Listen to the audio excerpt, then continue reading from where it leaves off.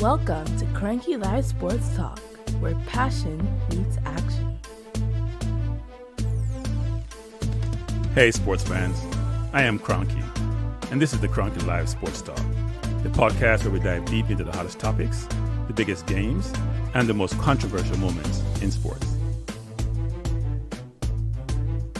Whether it's football, basketball, track and field, cricket, or soccer, we've got you covered with expert analysis, insider interviews, and unfiltered opinions. Join me as I chat with the biggest names in sports, get exclusive insights and stories you won't hear anywhere else. Cranky Live Sports Talk is where you can hear the real talk, the hard-hitting questions, and the hottest takes. So, if you're a true sports fanatic, you don't want to miss out? Subscribe now to the Cranky Live Sports Talk on YouTube and hit that bell icon to never miss an episode. Cranky Live Sports Talk, where sports come alive. Subscribe today. Good evening. Bless up, man of God.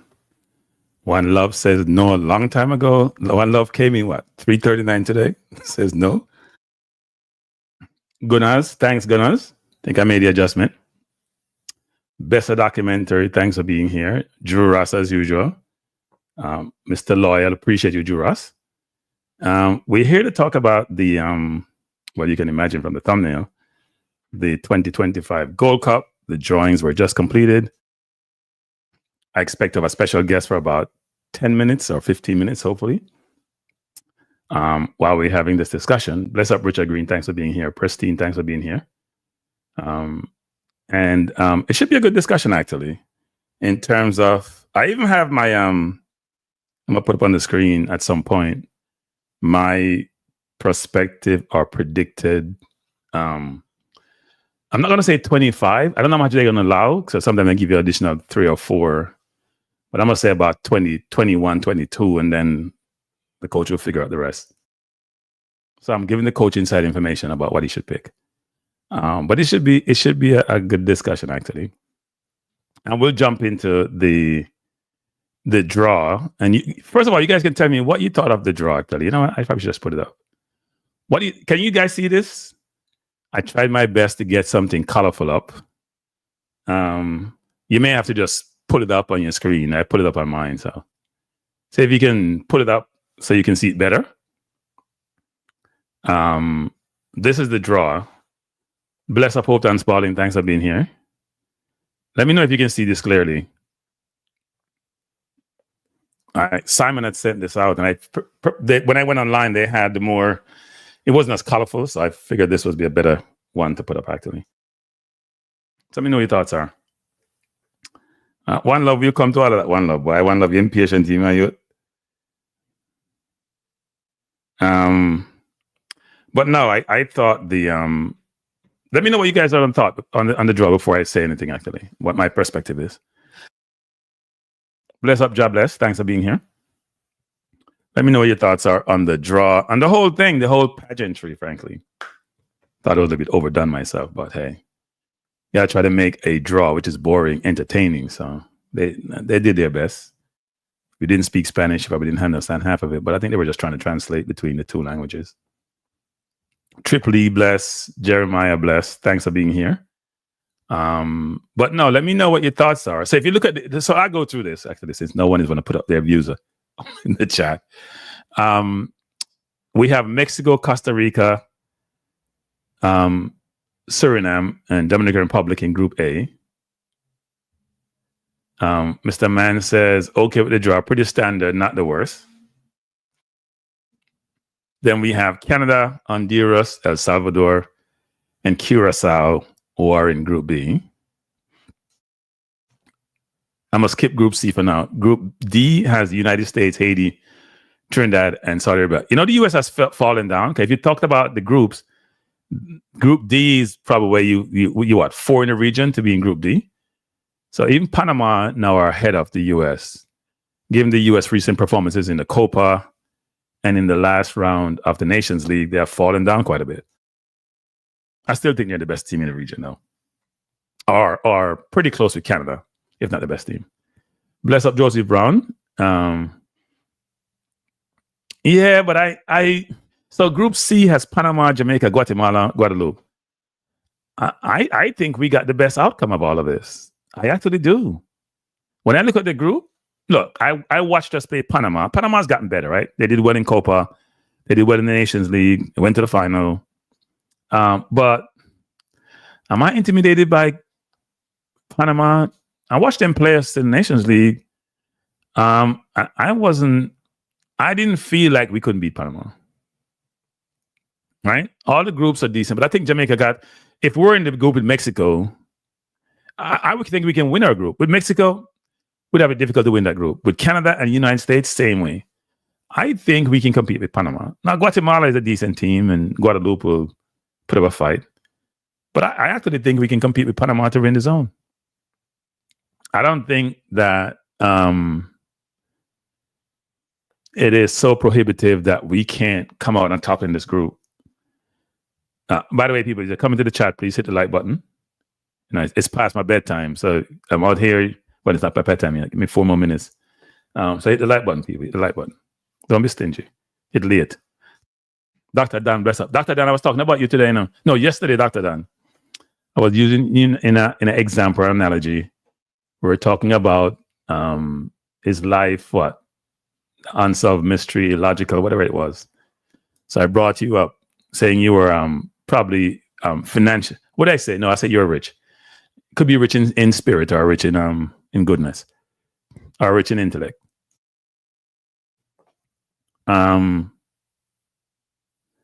Yeah, it's normally 2 actually, right? And Saudi Arabia is here.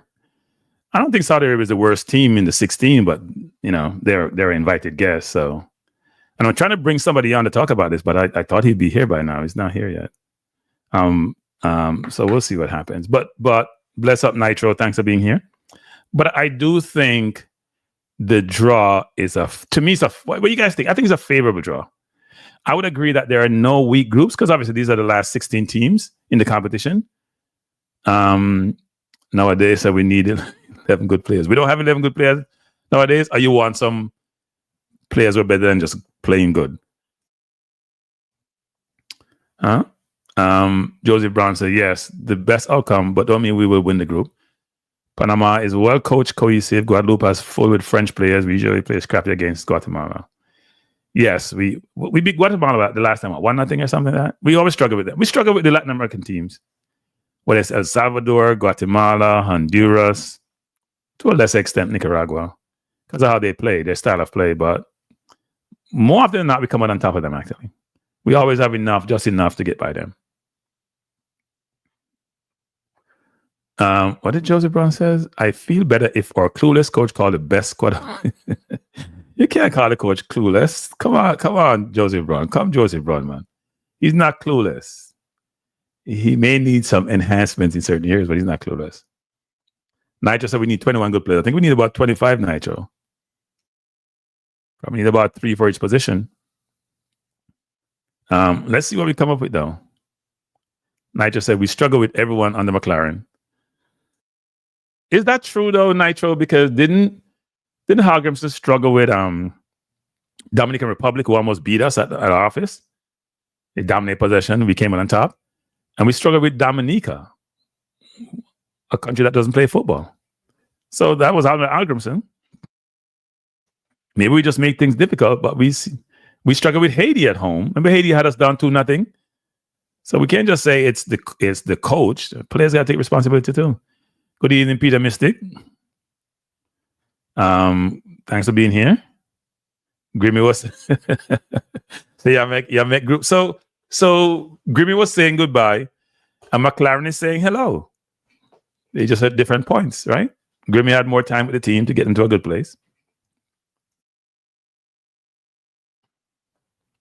But I like the group actually. I am just thinking about how do I get out the I'm going out west soon, but I can't do 2 trips because I'm not flying. So I got to figure out how to get out to California. I know AQ and Errol and all them probably going to the games. I got to figure out how to get out there to watch some of these games, actually. Let me try to figure that out. Bless up, Eagle Republic. Thanks for being here. As you come in, people, hit the like button. We see 35 likes on 74 people. Those numbers are misaligned. If you just press the like button, it will not hurt you, as I always promise. But so if you didn't prefer this zone, which zone would you prefer us to be in? If you didn't think there would you have preferred any other zone? A zone with Mexico has Costa Rica. That's tough. Suriname is always good, and they have more and more Dutch players. And Dominican Republic, I'm telling you, is getting better and better and better. Spanish coach teaching them how to play possession football, getting much better. Canada zone, it's a evenly matched zone, except I think Canada is the differentiator in that zone, but I expect Canada and Honduras to come to that zone. Mr. Simon, right on time. Good evening, sir. Thank you very much for me. Yeah, most things under control. Good evening to the viewers. I think it's my debut on this platform, but thank you very much for having me. I appreciate it. No better time to have a debut than a time like this when we just had a draw for the Concacaf Gold Cup. Indeed. Yeah, quite a bit to get through for these 16 teams. 15 of them from Concacaf and an invited team. So yeah, quite an exciting summer ahead. Every 2 years when the teams in our region come together. So an exciting prospect. I know even tomorrow persons will be looking forward to further details with the venues and dates, but at least we have more clarity with the teams in our group for now, which helps. So what are your thoughts on the draws? And is this the best we could have gotten? Is this the best we could have gotten? Well, persons on paper could say instead of Guatemala, it could have been Trinidad. But frankly speaking, based on the different pots, you would have to say that it is one that is favorable for Jamaica. You look at how Jamaica has done in this competition, especially against these oppositions.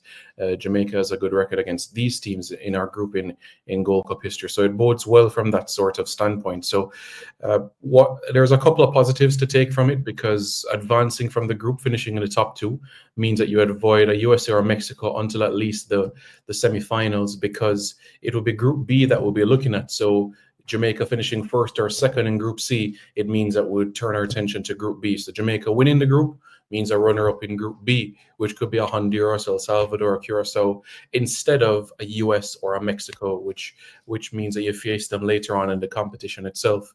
We're going to face Guatemala in World Cup qualifying June 10, so we're perhaps going to know what it's going to be like playing them twice in the space of 9 or 10 days. So in terms of the video analysts for the team, they certainly have the work cut out for them in terms of the clips to show the technical stuff. So that's good. We played Panama at the Nations League recently.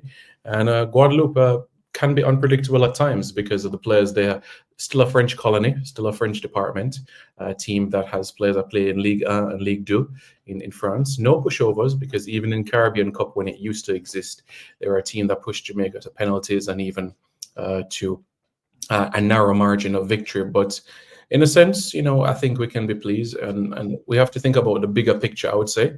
And of course, that is the final round of World Cup qualifying. We're not counting our chicks before they're hatched. But what I'm saying is that the Gold Cup gives Coach McClaren an opportunity to work with the team for 3 weeks to a month, so that he can know the players a bit more intimately than 7 or 8 days when they're usually in camp. So that's why I said that there's a couple of positives to take from this experience particularly. Is there any concern? I'm going to digress a little bit from this to say, is there any concern about burnout? Because we have the Unity Cup coming up. We have the 2 World Cup qualifiers. We have the Gold Cup. That's a minimum of what, about 8 games or 7 games, I think. Right? You have 3 here, 2 and 2, 4. It's about 7 games minimum, or 6 games minimum. If we lose to Trinidad, then we only play 1 game in the Unity Cup. But we play 2 games, so it's still 7 games. Minimum of 7 if you go to the minimum of 7 games. Yeah. Has any concern been expressed about that, given the players are coming off very long seasons? Well, when you look at when the players finish their respective seasons, it would be fair to use the word impossible to play the May 27 encounter. When you look at the Premier League ending May 25 in England, players in the Championship May 26. You talk about the Saudi Pro League May 26, the Jamaica Premier League final May 25th. So it would be very, very, very harsh of persons to have an expectation in terms of for them to feature in that May 27 encounter. So, of course, the coach and the technical staff will announce in due course the team is there. So we're just going to have to wait and see. But it will be very harsh to have an expectation that you would have those same players in the Unity Cup and then World Cup qualifying and Gold Cup. So, it would be pragmatic to use, to have the squad that you want for World Cup qualifying and Gold Cup, and using Unity Cup as an opportunity to expand the diaspora, really. So that is how I would respond to that. That's but any way, shape, or form you use it, whether it's JPA players, whether it's English-based players, they still are coming off a long season, right? So that would be an interesting way how you structure the team to play in that competition. Yeah, well, I mean, you look at the regular season of a championship, a League One, a League Two finishes May 3, May 4. So they get 10, 12 days together. So for an example, an Isaac Hayden at Portsmouth, they're not going to get into the playoffs and they're not going to get promoted to the Premier League. So they're going to stay. Okay. So his season ends May 4, for an example, But like I said, you have a Latibo there at Coventry. So they're going to, based on where they are right now in the table, be in the playoffs. Yeah, look at Charlton, where they are right now in League One, they could be in the playoffs as well. So I think every player is different in terms of where they are in the league. So that is why I would say, for some players, it's impossible to expect Damian Lowe to play May 26 in Saudi Pro League and then May 27 against Trinidad. That's why I use the word impossible from that standpoint. Do you have to have your citizenship and passport to play in that game? I'll have to check on the regulation because, of course, the Unity Cup is not a Concacaf event or a FIFA event. So, of course, I'm sure the team managers will ensure that all T's are crossed, ensure that situation is concerned, whether it is official, friendly, or unofficial. If it's unofficial, then you can make over 6 substitutions, like what we did in the Trinidad games in Mobay and Kingston recently, and what Halgrimson did last year as well in Trinidad. So, we just wait to see the team managers and the information that they get from the organizers. And certainly that would provide a bit more clarity in the process of things as well. So, do we have any idea where we're playing the 2 World Cup qualifying games? Are they both in Jamaica? No. So June 7 against British Virgin Islands will be in Road Town, British Virgin Islands. That's the capital of British Virgin Islands. So that's at the A.O. Shirley Recreational Ground. So that is their main venue. And that 2,000 seats stadium is sold out at this point in time. So that's the June 7 game against the British Virgin Islands. The June 10 game against Guatemala, the venue is still to be confirmed. So still awaiting Mr. Chung and, of course, our general manager to provide further clarity in relation to the venue for the Guatemala game. But of course, you would have heard Coach McClaren express in the press conference his admiration or, elation to the ground staff of how they maintain Sabina Park and how it runs smoothly. So there is, of course, great feedback about that. So let's wait and see in terms of that particular venue. Well, he was effusive in his praise of Sabina Park from the middle of the way the pitch is. He seemed to have loved the surface compared to the National Stadium, right? And when a coach refers to that, he's telling you something directly or indirectly. What do we need to do to top the World Cup qualifying group? 2 wins, a win over British Virgin Islands and a victory over Guatemala ensures that is a reality. Because of the goal difference that Guatemala has right now, Guatemala has a superior goal difference to Jamaica. So that is the reason why a victory over BVI and a victory over Guatemala secures being at the top of the group. And that is important for many reasons. And one of them, of course, we want to be seeded highly when it comes to the final round of World Cup qualifying. In the final round of World Cup qualifying, there's going to be a draw for it. And of course, we want to be seeded highly and, of course, avoid or have a kind group, if you want to call it that as well. So, that's why I would say it's so important to get these wins. But I just have this funny feeling that our group is not over yet because the Dominican Republic is certainly a team that is recruiting hard and they're going to give Guatemala a run for their money when we play the BVI. So I think there are still some exciting moments to come within our group in particular. A victory over BVI and a Guatemala and DR draw, Jamaica are through, but we still want to top the group. So, but at least we're aware of the different permutations from right now, but we certainly want to top the group because that helps us so much going into September. So I see Eagle Republic saying here, currently the Nigerian coach, Eric, whatever his name is, has stated that he's using this Unity Cup to blood new players and to work on new tactics. I too do not believe the Unity Cup should be a priority. I don't think it's a priority. I think Simon alluded to the fact that we're going to be doing the same thing, right, Simon? Or bring in new players, actually. I wouldn't say blood new players, because blood team you're going to bring to your team. You're not sure they're going to be in your team, actually. Well, we'll see. I still think we have to wait and to see in terms of the team managers when they speak with the organizers of the Unity Cup, if passport holders are needed or just persons who have Jamaican heritage can be able to participate within those games, just like what we saw happen in Austria a couple of years ago when a number of players made their debut for Jamaica. So, it's a collaborative work, you have to say, not only between the team managers and organizers, but also PICA doing their work as well with different players. So that is extremely an important aspect there. But yeah, Eagle Republic said it on Manningsman's show as well about 7 hours ago. Same thing. Yeah, and I think there's been some communication that PICA's timeline has been extended, which is not a good thing, because I don't know us having a priority construct whereby players with certain exceptional skills are just person of Jamaican descent who want to become citizens. I don't think they have a line where you go expeditiously through the process. I hope we would have had this by now, but I think the timeline has been extended, isn't it? Or something like that. So. Well, outside of Jamaica, I can't speak directly to the specific time, but I know on the island, it's a very, very straightforward process where if you have citizenship, same day or worst case scenario, next day, you can get it. And with citizenship, if you are applying firstly for citizenship, you talk about 15 working days. And then once you get a citizenship, 24 to 48 hours for the passport. That's why, when you talk about like Reggae girls, why they're able to, you almost see a new player every window. A lot of the girls physically do come to Jamaica to be able to sort out that process, which is great, because on the island it is much smoother. I do hope when it comes to international relations that the current person who is responsible for that portfolio, Kamina Johnson-Smith and others, can be able to rectify those situations in our diaspora, so that process can be as expeditious as it is in Jamaica. Okay.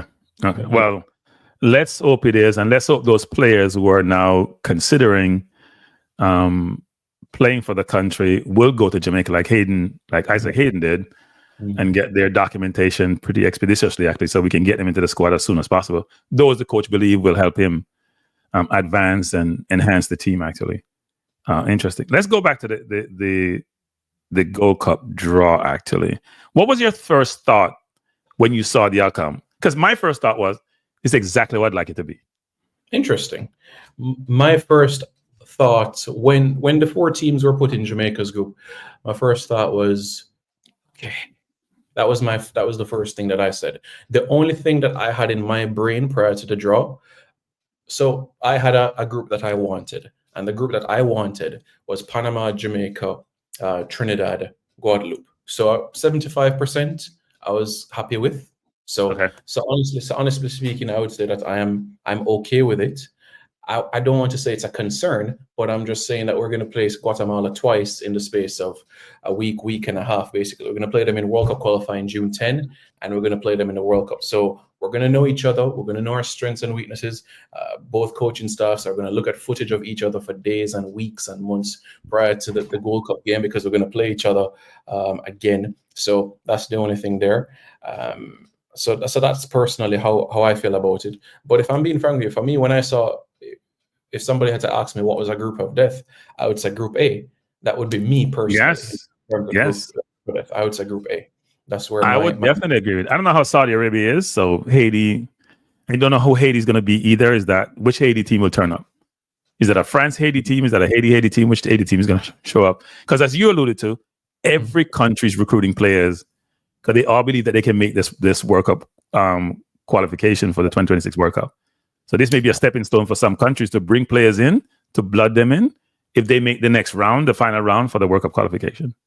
Mm-hmm. Absolutely, because this is the opportunity for the coaches to be able to be in that environment for them for a number of weeks and fine-tune things. And it's something that you found out Halgrimson was repeating in a lot of press conferences and, well, the last Gold Cup and the last Copa about, I'm with the players for an extended period of time. It allows me to work with them, etc., etc. So, it's something that coaches they love as well, to be able to travel, charter flights. So, it's an experience that everybody is looking forward to. So, yeah, you're absolutely right. Suriname, of course, they're naturalizing players, and you look at Dominican Republic as well. They brought in players from Spain as well, which is being aided to their squad as well. They played Puerto Rico in 2 games recently, and impressed. So I would say Costa Rica, really watch out, because DR is coming. This is their debut. They're hungry, and they're making strides within football. They have facilities growing, and Concacaf is giving them moral support. So things are happening in football in that country, honestly. So that group can go down to the last day. And it wouldn't surprise me if it's Mexico DR in the next round. It wouldn't surprise me. Yeah, and frankly, think about it. They have that Spain linkage, don't they? Correct. I understand they have a Spanish coach. They have a Spain linkage. They probably exploit that, which I have said Jamaica probably should do, actually, given that Spain is probably doing the best in terms of all aspects of world football, both men and the women team, actually. Question for you, from a media coverage standpoint, how does the JFF plan to cover this from a media standpoint? And how are we going to ensure, how are we going to try to get fans out west to support the team? Because, as you know, there's a presence in California, but a lot of fans are in the South and in the East Coast. Yeah, you're absolutely right. When it comes to the diaspora in the States, you could say predominantly East Coast. Yes, you do have Jamaicans in Vancouver. Yes, you do have some in LA, but not as much as the East Coast, as you're aware, where you are in DC and surrounding states, Philly, New York, New Jersey, Maryland, etc., etc. Nothing close to that at all. So it does come from a combined effort of the marketing department, Avery, Gario, the work that has been done in terms of letting people know in the area about it. And of course, tomorrow when CONCACAF announces the venues and the match dates and times, to be able to get that out as soon as possible. Yes, the supporters groups have a responsibility in that as well, but to just make people aware of that basic information, date, time, location, so that they can plan their affairs as soon as possible. Because you look at the last World Cup when we played Guatemala in the quarterfinals in Cincinnati, you could perhaps say 90% of the people in the stadium were Guatemalans. Now, does Ohio have a large Guatemalan diaspora? No, but people drove, flew, sold their cars, just to be there to support their country. So I do think, from a patriotic standpoint, we have to, think about those aspects of things as well, and it's extremely important. So that's here we are again, the third summer in a row on the West Coast. Yeah, look, I do think a lot of work needs to be done to generate that interest in the diaspora, right? In those communities, first of all, you speak Spanish. It's not the spoken language of the country. And there's an affinity amongst people in terms of how they engage, where they congregate, that allow, and football is in their blood, right? So all those things enable them to get to these events. And you're right. When I went to New Jersey to watch us play, we played in New Jersey. Was it Guatemala? Guatemala, that friendly. Yeah, the friendly. Yeah. It was our family there. It was mom, grandfather, daughters. There were very few Jamaicans in the stand, but there were a lot of Guatemalans. And they had a lot of family there. It wasn't just the football enthusiasts. They come out as an event. So we probably need to figure out how we can create that event for these games. And also, there has to be more influence. I know that we have the Club World Cup, and that's why we're on the West Coast. But there has to be more influence being exerted by CONCACAF as it relates to having these games in regions where we have population of people from those countries, right? Especially on the Caribbean. Caribbean has 20-something membership in CONCACAF. That needs to be addressed, actually. So that's something I'll probably take up with somebody else in the JFF about how do we change that dynamics to allow the Caribbean to have more influence. Because I didn't see any Caribbean person. I saw one lady actually from Sportsmax this evening, but the influence is not what it's supposed to be, right? Half of CONCACAF is not Spanish. It's less than half that's Spanish. And yet I feel like they dominate, apart from the US and Canada. So anyway, now I don't want to digress into that space, but it's something that we have to consider. What's your aspiration as it relates to how we can perform in the Gold Cup? Well, first for the 2 World Cup qualifiers and then the Gold Cup. Yeah, so I'm hoping that the World Cup qualifiers will serve as the momentum leading into the Gold Cup and have that spin-off effect. So 6 points from the World Cup qualifying heading into the Gold Cup. Of course, every single Jamaican has an expectation that want us to win it. I'm sure if you ask every Jamaican, that is certainly our goal, to go out and win it. I wouldn't say not lifting the trophy. I wouldn't say it's a failure if we don't lift the trophy, because at the end of the day, the golden nugget for us is qualifying for the World Cup. So if the Gold Cup can help us in some way figure out something additionally tactically for Coach McClaren, or help in a certain way where we say that a player can play in a certain position a little bit better, if the Gold Cup can help us in that direction to do that in the passage to the World Cup, I'm fine with that 100%. So for me, of course, qualifying for the World Cup, that is a priority. So for me, for the summer of 2025, number one priority, 6 points in World Cup qualifying. Number two, a deep run in the Concacaf Gold Cup. That is how I view the summer of 2025 for Jamaica, and how it should be, basically, in terms of all of these aspects of things and the busy summer we have ahead. So that's how I look at it. So as we think about World Cup qualifiers and Gold Cup, do we have any status update on the health of Mikel Antonio? The coach speaks about him effusively. When he talks about Miguel, it's almost like he wants him back tomorrow. Any status on his health? Yeah, the most is that he has been on the treadmill, and then he has been doing jumping drills. That is the latest that I'm aware about. He's on the treadmill and he's been doing jumping drills. He was in Dubai recently where he did some physio work. So that is the most at this point in time. I think what was an eye-opener, especially for me, was when West Ham fans applauded him and clapped him. He was walking like normal, like nothing never happened. That, for me, surprised me just to see not the resilience, but just to see the speediness of that recovery, that he can be able to, 10 weeks after the accident, be in a situation where he's walking, no grimace in his face or anything. I look at that as progress. I know Coach McClaren said in one of the press conferences that he hopes to have him for the summer, but worst case September. I know that is what McClaren said. So yeah, we just have, it's now over to West Ham's medical team in terms of the level of progression and how that is. We're now April 10, and the first World Cup qualifier is June 7.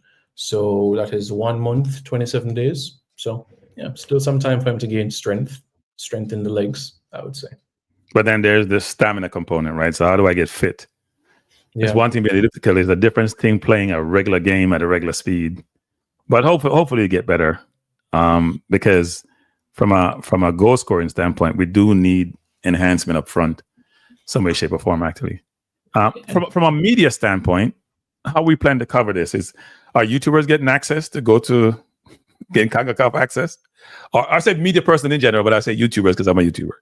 Mm-hmm. Yeah, so in relation to the Gold Cup, persons have to apply through the Concacaf Media Hub. The Concacaf Media Hub is where you register for accreditation for the Gold Cup. And in terms of Jamaicans, there has been 2 YouTubers that has been accredited by Concacaf in Gold Cup history, and that would be Eddie and that would be T-Gut. Of course, your behavior comes into question as well, and of course your experience within the industry as well. That makes a massive impact in a great deal of things as well, because they observe you and watch you when you go to Jamaica games as well, when you're in Jamaica or when you go to other games as well. If you're a photographer, are you standing behind the goal? Are you near the player's technical area where you shouldn't be? So all of these things are observing. Are you doing an interview on the field of play where you shouldn't? So all of these things Concacaf are watching. So that is why I stress that behavior is very, very important, that Concacaf observes, and why you find out that certain persons are approved of accreditation and some persons are not approved of accreditation. What's the criteria to get accredited? So to be accredited, you have to be a media entity. You have an ID that represents you are at the company and the position that you hold. You have to put the URL of your website. You share sites, whether it's links to articles you've written or presentations that you've done. You register, you upload a profile photo, a passport size photo, and within 2 weeks, Concacaf will tell you if you're approved or not. And if you are approved, then you choose the game that you want to attend, if it's Jamaica, Guadeloupe, or Jamaica, Panama. When does the process start to try to get that accreditation?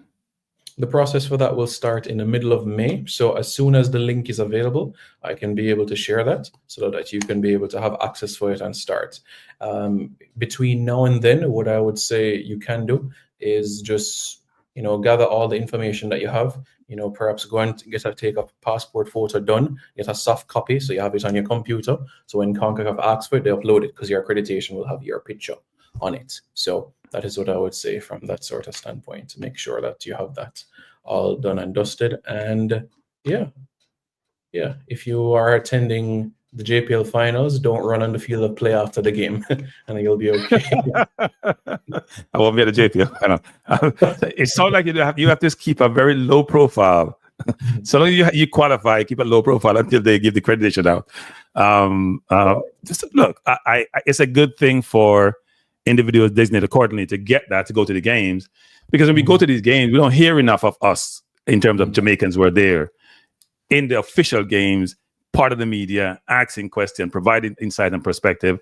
I think that needs to get better. Actually, does Concacaf ever think about how they distribute this as to where you reside, not physically, but what group are you from? Do they think about, what we have XYZ number of members, we got to make sure it's distributed fairly, not necessarily evenly, but fairly? Yeah, to be honest, really, it's not about, they've never factored it from that sort of standpoint. It's who applies and if they're credible or not. It's really down to that and the reputation that they have within the industry. So It's down to those elements. So unfortunately, you have had Jamaican YouTube content creators who have been rejected. And sometimes it's down to very small things. It might be copyrighting Concacaf audio from previous draws, or it might be, using a photo without permission. Very, very simple things. So that's why I said, if persons are using Concacaf content, please give them credit or first ask for permission, because these are things that they don't take lightly. So, that's what I would say. So even like the draw this evening, the audio of it should not be played on the platform or a video of it, because they own all of their content. Gold Cups, Nations Leagues. Okay. Yeah. But you can play their media events though, right? Can't you?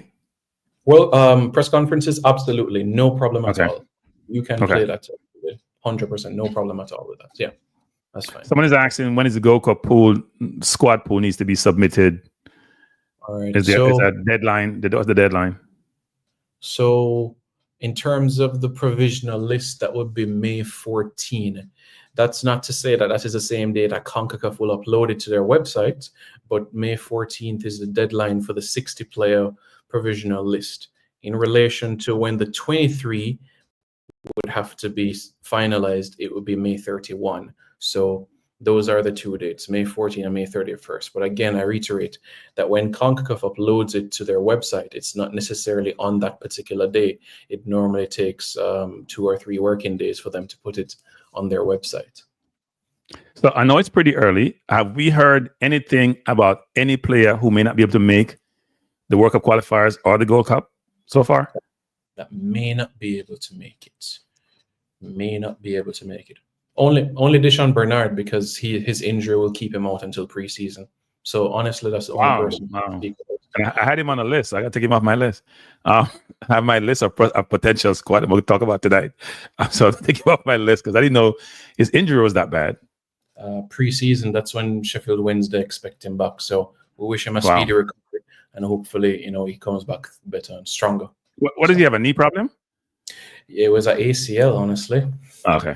Oh, he may not come back preseason then. ACLs are strange animals. Right. You have timeline, and those timeline change based on how the body decide that it wants to operate. Interesting. So what don't we go ahead. No, I'm just saying he's 24, so I'm being optimistic to say he's a young lad. So I'm thinking optimistic from that standpoint, that he's somebody that kind of a smoother recovery than somebody who's in his 30s. He's in his early 20s and just getting into the thick of things. So that's why I'm being optimistic about it. Yeah. So I like to give people flowers when they're alive. And when they're in certain environments. I'm gonna give you your flowers. And people you may say you're kissing up assignment. Yes, I am. I'm gonna give you a flower to say I think you're doing a very good job with the JFF in the media seat. I knew before you were in the seat. I knew how it operates. I think it's been significant improvement. So kudos to you, and kudos to, I can't praise Avery yet because I don't see her output. I did talk to the gentleman the other day, and I like the ideas that he has about promoting the football, right? I speak to Dennis a bit, and from a financial standpoint, we're doing well. You don't have to touch this, but I think from the footballing standpoint, we have some work to do locally. But I do think there are elements of the JFF which are improving, and I like to bring these things out because people think we're always criticizing them. When you do good, you should get your flowers. When you don't do good, player, administrator, otherwise, then you're going to get what comes with that, which is, you call it criticism, I call it developmental enhancement. So kudos to you, Simon, and keep on doing what you're doing. I appreciate it. Thank you. Thank you very much. You're somebody that speaks your mind. So I understand that, and it's honestly nothing personal at all if I say 2 questions in a press conference. Nothing at all. I might, if you preference long, I might just say get to the question, but that is absolutely no hard feelings. So you had to go put a knife in and turn it, right? Because I get, I wouldn't call it frustrated, but when you ask a question and you get an answer and the answer doesn't resonate and you want to follow up and you realize you only have 2 questions. Yeah. And then when you come to do your show, someone's like, well, I don't understand, Cranky. You asked the question, wasn't answered. Why didn't you follow up? And you're thinking, I only have 1.5 questions, basically, because so, but anyway, I understand why it's 2, right? Yeah. Conference can only go but so long and you have so many people there, but yeah. Yeah, sometimes. As the question, you can get frustrated. Yeah, like with Busby recently, I got 3. So I did get 3, and I appreciate that, actually. I did get 3. I appreciate that, actually. Yeah, so I honestly haven't forgotten about it, and in terms of him being on the platform as well, it's just, as you've seen broadcast in terms of his personal matters that have to be dealt with, so that's the only hold up. But he's an Arsenal fan, so you two are going to hit it off down the road eventually. Well, I do hope so. I get so much beaten on this platform, so I do want to have some pleasurable discussions or interview with someone like Busby, who I actually have an affinity for. Just given how he portrays himself, I don't know him as an individual, but he portrays himself in the press conferences and his thought process. And I think he's going to add value. The Reggae Girls had a very tough 2 games against Mexico, which you can see, Simon, how Mexico's improved since the last World Cup qualifiers. Material improvement. And we got to ask ourselves, what do we need to do to get to that same level? Right? I mean, yes. What have they done to get there so quickly? So it was a dagger to their hearts because they missed out on the 2019 and 2023 World Cup. So back-to-back World Cups they did not qualify for. So it was a real dagger to their hearts. So the first thing they said was, we have to fix our domestic league. We need X number of teams. We need to pay our girls on a monthly basis. And that was one of the first things that they sorted out, giving girls debuts at 16, 17 years old. We even have Jamaicans who are playing in Mexico now. That was one of the first things that they fixed. They set up a Mexican Federation office in the States as well. So they sign a contract where they can be able to play friendly matches in the United States. They're contracted X number of games per year because we have a large Mexican diaspora in Texas, California, and a few other states. So that is what they have done really, really well since missing out on the 2023 tournament. So they don't want it to be 3 World Cups in a row where they're not going to the World Cup, because 2015 was their last appearance at a World Cup. So they've truly said, we have to, start from ground up. And that is something what they've done. Of course, integrated players from under 20 and under 17s that did well in Concacaf as well. So that has helped them tremendously. So that's basically some of the reasons why they've flourished. And, based on how seedings are and so on, it could be Jamaica, Mexico again in World Cup qualifying. So we have some time to continue our improvements and work on that. Because Concacaf, again, it's 4 spots for the Women's World Cup in Concacaf, 4 automatic spots and 2 playoff spots. So that's what Concacaf is also, like. You could have possibly have 6 slots, actually. Exactly. All depends on who you're playing for those 2 other, which you don't want to take a chance on. You want to qualify directly.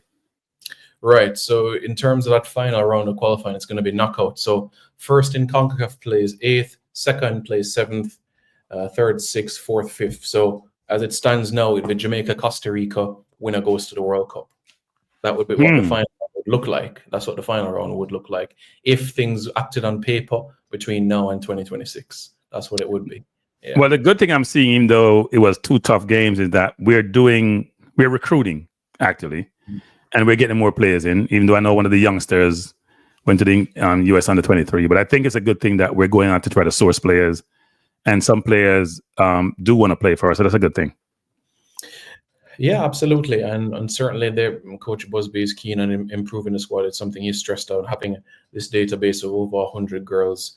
He said in England alone, and that doesn't comprise even Canada and the US as well. There's players in the current roster that are versatile as well, playing in Spain, to be specific as well. So it's a squad that has experience. Of course, this is the third camp that you could say that they have been together, in a sense, from the Brazil camp of June last year to present. Some girls have had injuries, but it's taking time, and with the more utilizing of the FIFA windows, it will come. So the girls have another FIFA window in June and one more in July. World Cup qualifiers is October, so a few more windows to fine tune things before the qualifiers actually starts in October. It's just about ensuring that maximize on those windows. So if I pivot back to the Reggae Boyz, I've been looking at the chat, and some people are excited about potential recruits. You have anything you can tell us in secret here that we don't know, that we should know? Don't be traditional media. Just I can't tell you. Just tell us. That it's going to be an exciting summer. Well, we know we play a lot of football. We have Unity Cup, we have Gold Cup, we have World Cup qualifiers. It's a lot of football, right? It's a lot of football. Yeah, honestly, if I was Horace Chang, I could tell you, I would honestly. Yeah, okay. Because he has a massive responsibility in order to naturalize players, and that's why I've always stressed, even on my platform, about all hands on deck, all stakeholders having a role to play in this process, and arguably the most important stakeholder being PICA in terms of naturalizing players. So that's a very, very important component to helps to give depth to the squad that we have, which is extremely important. So it's what's funny, Simon? You don't have to answer this, but to me, in election year, you do everything to every constituent to garner their support. But the only question I would have is, does the local population in Jamaica see this as a good thing or a bad thing to bring in more diaspora players? Well, after the 2022 World Cup final, Argentina and France, our Prime Minister did a video on his social media platform, said that he would do everything in his power to help Jamaica be there in 2026. Those are his verbatim words. So it's now over to him and his team to ensure that the moral support is there and in place ahead of the World Cup qualifiers ahead, because we're 8 matches from a World Cup. That's how close we are. 8 matches from a World Cup, 2 matches in June, and potentially a final round of 6 matches, 6 and 2, 8. So that's how close we are. 8 matches from a World Cup. So yeah, so close. Wait, how many games we have in the final round? So it's 6 matches in the final round. You're gonna have 3 groups, 4 teams in each group. The group winner of each of the 3 groups qualifies for the World Cup. The 2 best runners-up head to the playoffs. Certainly, we don't want to leave that to chance. Top the group will go to the World Cup automatically. We don't want to leave anything to chance. So in that group where you have the 4 teams in it, you're going to play home and away. So that's why it's 6 matches. So it's home and away, 6 matches. Of course, you win all matches, that's 18 points. Based on how data and statistics work, if Jamaica gets 16 points or more, Jamaica qualifies for the World Cup. So you don't want to be in a zone with Costa Rica and Panama. That should be the objective. Exactly. And for us to avoid that, what is needed is for us to top the present group that we're in. And if we are to play Honduras in the Gold Cup, in the quarterfinals, beat them. Don't lose to them, beat them. Because Honduras are right behind us, not only in terms of ranking, but also in terms of points. They're so close behind Jamaica, which is why if we're to face them in the Gold Cup, we have to beat them. So let's say we don't qualify directly to the World Cup. There's the 2 other spots. Let's say we're one of the teams that go to play a country from South America and from Oceania. Right. So in the playoffs, you have 6 teams that will be in the playoffs. 2 of them will come from Concacaf, which of course is our confederation. Okay. One team from Oceania, 1 from Africa, 1 from Asia, 1 from South America. So it's 6 teams fighting for 2 tickets to the World Cup. Oh.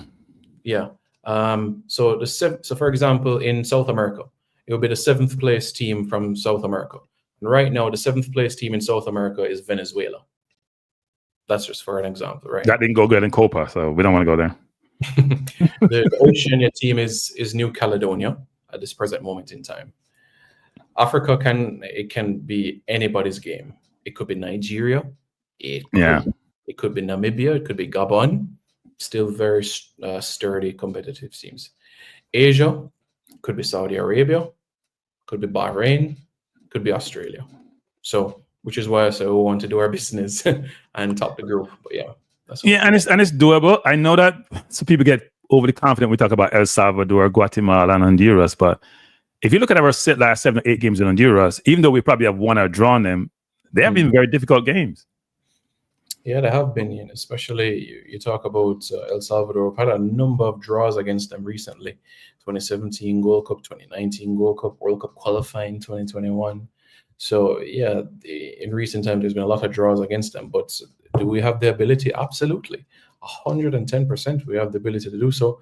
Guatemala, we have a superior record than them. First of all, they've never beaten us in Jamaica. And when it comes to Gold Cups, we've always had the upper hand. So at least we have an omen in our favor.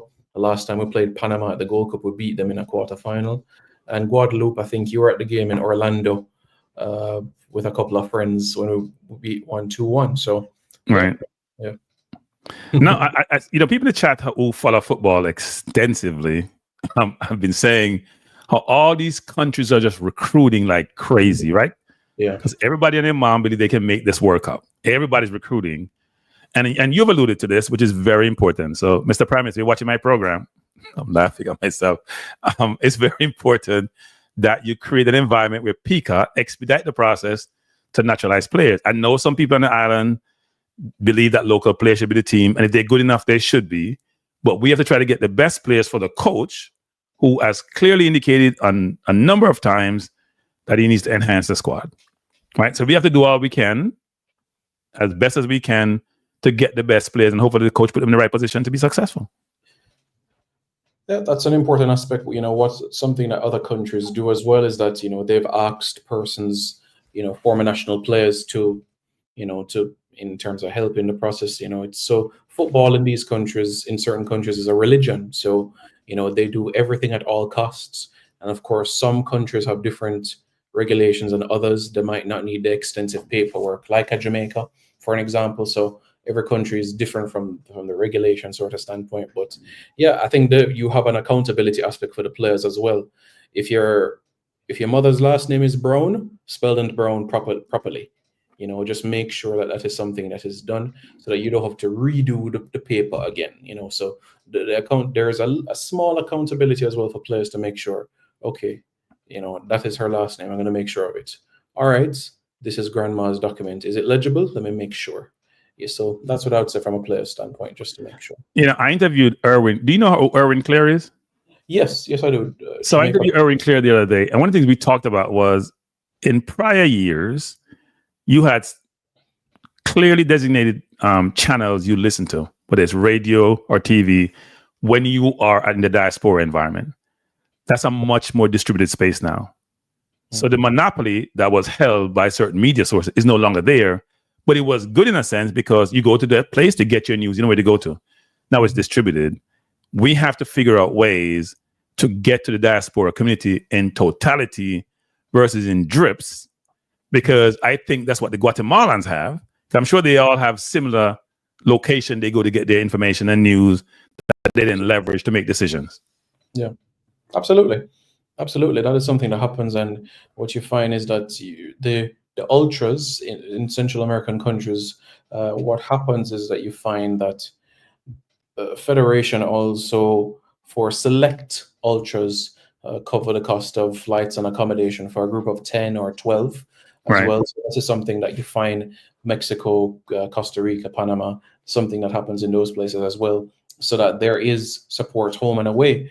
So like even during COVID, when Jamaica was not locked down, but Jamaica was very difficult to be around, Mexico still found persons to put in the stadium. So yeah, it just goes to show the magnitude of football, how it is treated like a religion in many corners of the globe, and certainly should be within Jamaica as well.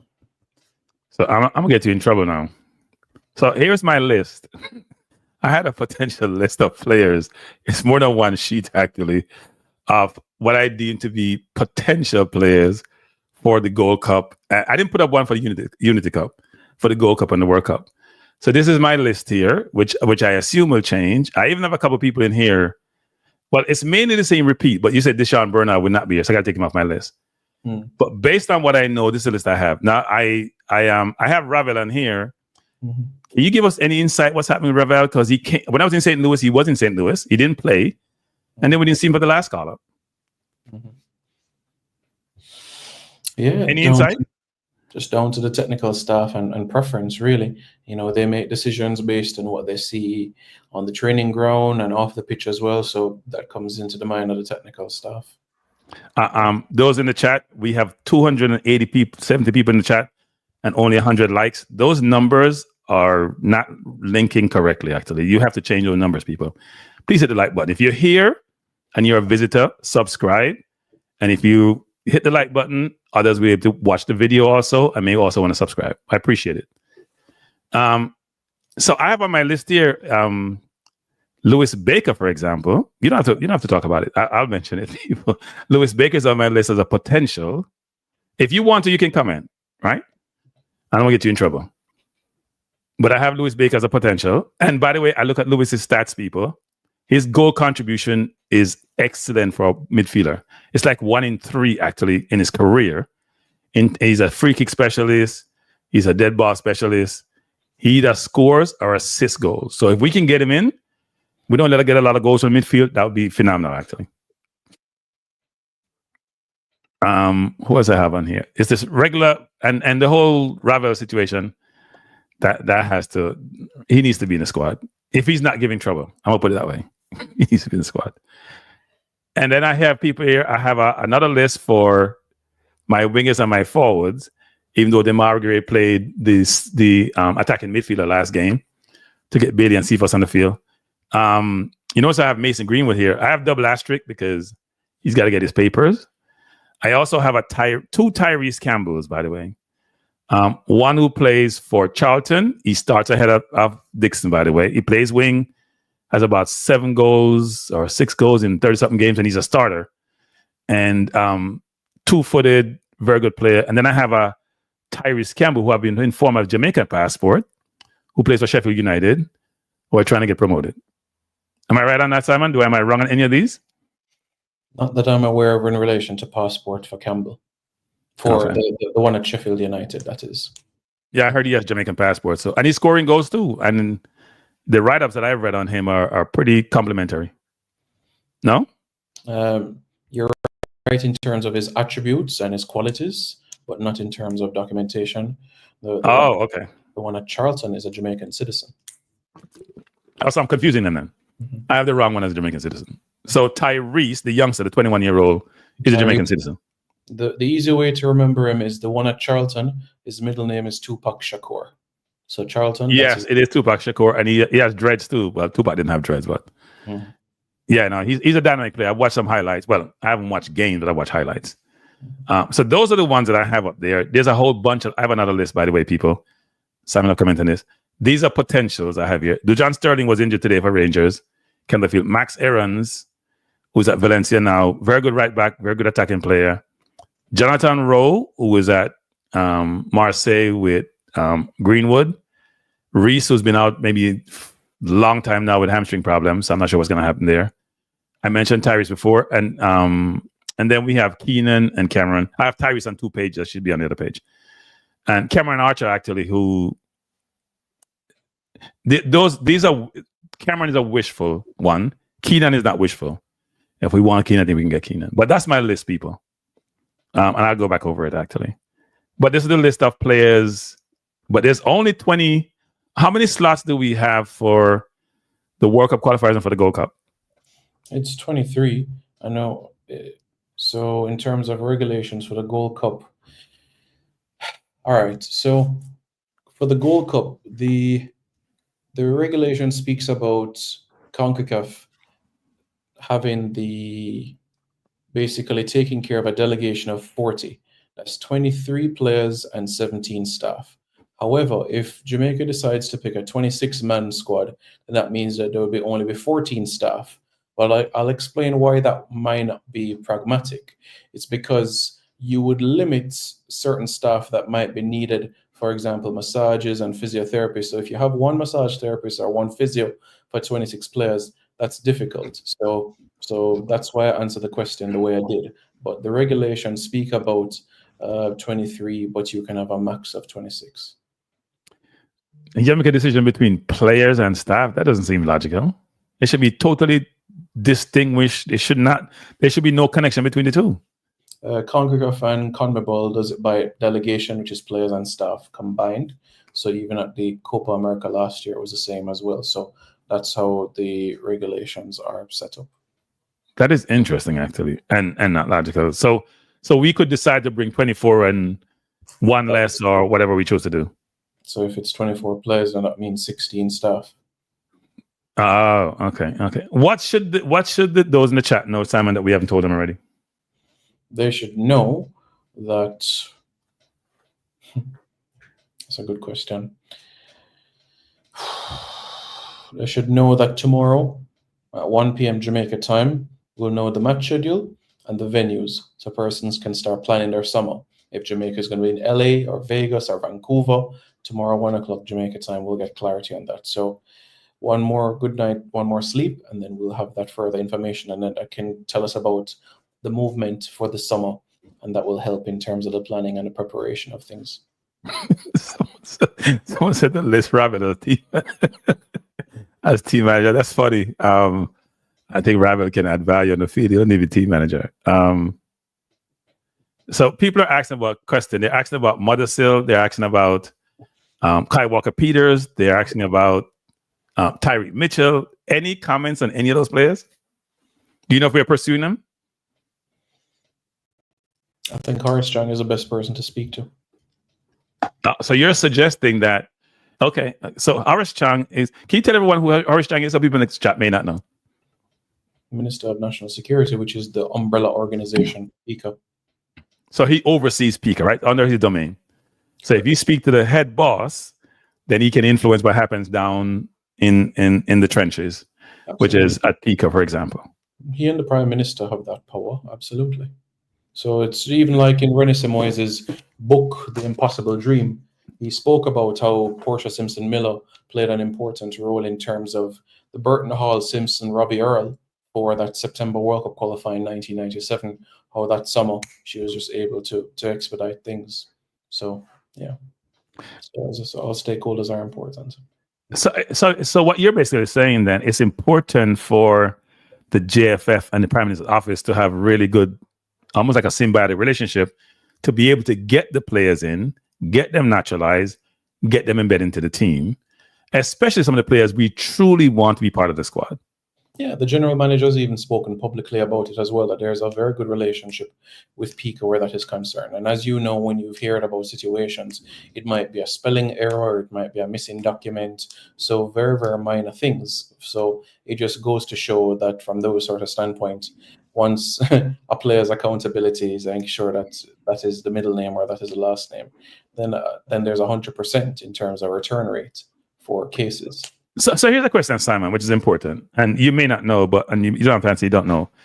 I would think by now, we've been going through this for years, right? Let's say 98, 97 was when this came sort of much more in the sort of public domain per se about what needs to transpire to naturalize players. And we've been getting players since then.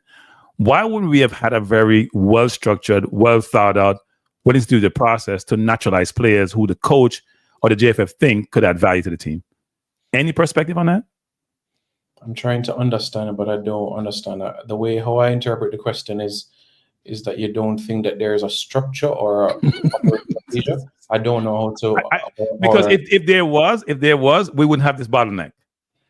So, for example, if I want, say, Louis Baker, and let's say Louis Baker's mom got remarried and things weren't as seamless as they could be, because I went through the process. It was seamless for me. It took 3 months, and I did it remotely from the US, right? So if you say we're gonna naturalize Louis Baker, I would think there's someone in the JFF who's working with Louis Baker, who's working with Pika simultaneously to say, here's what you need, and we're going to help you get it if it sits in our domain, or we will influence where we need to influence to get whatever we need to do, and then we go about and execute the process. Absolutely, that is something that does take place, and as I stressed earlier, there's also an accountability for the player as well to be able to get such document that is needed as well, even from grandma or grandpa that might have put it down back in 1952 after coming off the ship. Yeah, and as we know, a lot of people, when they migrate, it may not be on the more normal, I'll put it, situation and circumstances. They may have to go through certain avenues to get where they are. Now, when it comes down to the grandchild or the great grandkid, it's not seamless because their name and that person's name may not align actually. But there has to be a way in which we made the process easier, because when I hear of other countries, it's almost as if the hiccups that we have doesn't reside in those countries. Every country is different. I mean, that would be for the government of Jamaica to make our process smoother for dual national athletes. And you do have other countries that are different, like for example Barbados, which has a large diaspora in the UK.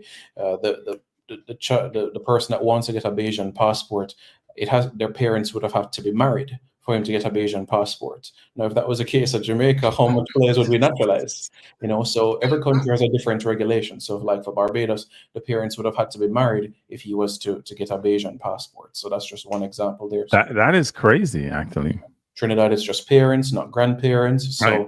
Yeah, every land has just something that is different. Like India, if I was born in England and I want to play for India, I would have to give up my UK passports because there's no dual citizenship allowed in India and China. So you've had situations where somebody have had to. Yeah. Well, the US they don't allow it, but you can still do it actually. So they say they don't allow it, but you still do it. That is interesting actually. Well, look. Hopefully, the players who McClaren wants in his squad will be able to get their that he's pursuing. Hopefully, they'll be able to get their papers because we'd love to see them in the squad because the squad does need some enhancement. Here's another question. I'm gonna pivot a little bit. What's the toughest part of your job? The toughest parts. Or is it all easy? I'm not going to say easy, but what I would say is that I genuinely enjoy what I do. The toughest part is just dealing with, persons who are unprofessional. That's the only thing. Just dealing with persons who are not professional. That's just about it. I understand that, certain persons might not have gone to university and studied communications or media or journalism. So there are certain things I would have to guide such persons with on a match day and certain regulations. So sometimes it feels like babying, but what I would say is that it sometimes can be tedious because most persons don't have a journalism degree and they're working in media. So Chris says Simon's not interested in local. That's not true, Chris. Chris, I won't speak for Simon, but you would answer that question, Simon. I think Simon is like me, actually. He's agnostic, so they're good enough. What's your view, Simon? I can put you on the spot on that. I think he's just taking out of context a comment made by Steve McClaren that I told him that 14 JPL players made their debut for Jamaica in 2024. But that was true. Yes, and that is a fact. Full stop. That wasn't. Yeah, what are you gonna do? That was a fact. Full stop. Yeah. No, Chris. I don't think you're right on that one, Chris. Not to call you out, Chris, because you put it in the chat, so you put in for public consumption. No, I don't. I think Simon wants the best players in the team. Trust me on that one. And I think a lot of people do. Even some people in Jamaica who support quota, which may seem like a contradiction. Some of them who support quota still want the best players because they know the ultimate prize and what the prize means to the football actually. But they may have constituents who do not support the quota, who support the quota system and are not into the whole concept of bringing diaspora players. So that conflict is something difficult to manage. Let me see if there's any other questions, Simon, from the audience for you. I don't see anything here. Yeah, it's just about making sure that tomorrow we have the clarity in terms of the venues and we get to know how much we have to travel this summer. So that is something that is very important from our standpoint. So we know Cronky is going from DC to LA or from LA to Vegas. So you get to plan out your summer. Yeah, I'm actually going out to. I'm probably supposed to go to LA taking the train, not flying. I don't like flying. 3 days. Yeah, Wow. well, I'm not gonna get, but it's 3 days. If I do go out there, it's 3 days. You have to plan way ahead. Someone is asking about Smith Rowe. Can you clarify this one? There's a long back and forth about, is he cap-tied by England? Do you know if he is? So 2 were competitive games. 1 was a friendly, and FIFA is supposed to make some update in terms of eligibility requirements, which should give a bit more clarity in things. So right now, yes, but down the road, no. So that could give clarity in sort of aspect to answer your question in that sort of thing. So wait, are you saying it's still ambivalent, it's still up in the air as to whether or not he can? Yeah, because FIFA is going to make tweaks to their eligibility. Yeah. But that would be subsequent to everything that has been done, right? So, because as you said, he had 2 caps before he reached 21. He had 1 cap after 21, right, which is a friendly. Right. And you're supposed to have 3+ caps to be cap-tied, official caps. 3 competitive games. Yeah. Yeah. Well, it says 3+. Mm-hmm. I don't know what the plus means, actually. Is that mean you have to have 4 games? So I don't know if the 3+ means you have to have 4 games. It doesn't say 3 games, it says 3+. I don't know what that means. Which is interesting because people are excited about, is it possible ESR to play? Because ESR is not in England's mindset at the current moment, given the multitude of players they have, and it would add value to the team. Let's see. What is there? Cranky, ask Simon how the technical team scout players. Going to games and watching games. Okay. So do we go, when we say go to games, you mean locally or internationally? So the technical staff is head coach and assistant coaches, fitness coach and analyst. That is the technical team. That is technical staff. So the technical team, that is McClaren, Paul Simpson, physically will go games. And of course, Maron Gordon lives in Jamaica, so he would do the same with the Jamaica Premier League as well. Right. Some Nitro is saying here that FIFA is going to lift the age limit to 22. Is that true? You've heard it, but as I say, it's what's on paper at the end of the day. So this is still at a very dialogue stage. So that is why I say later this calendar year we'll get more clarity on things. But if they did, would they go back retroactively? Suppose you, right? I mean, I think it prospectively, isn't it? I don't think it'd be retroactive. More prospectively, but I think we'll have to wait until after the FIFA Club World Cup to get clarity on that. Oh, okay. Well, let's hope it's let's hope they grandfather people in. So it's 22 and it's all set up and we're good to go with Smith Rowe. I think the future we're going to have to relax it because you find Jamaicans right now are persons that are a person that were born to Jamaican great grandparents, for example. In terms of the generation of persons that are being born right now in the early 2000s and so on, So I feel at some point FIFA will have to relax it at some point. That's what I feel personally, because persons are being born in the 2000s.